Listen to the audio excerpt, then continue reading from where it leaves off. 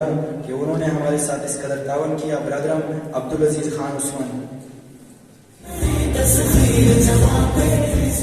نحمده ونصلي على رسوله الكريم اما بعد فاعوذ بالله من الشیطان الرجیم بسم اللہ الرحمن الرحیم.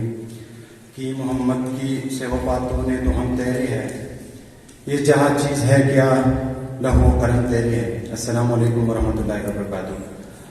میں بحیثیت پختون اسٹوڈنٹ فیڈریشن اپنی پوری کابینی کی طرف سے ایم ایس او کو اس کامیاب ایونٹ آرگنائز پر مبارکباد پیش کرتا ہوں.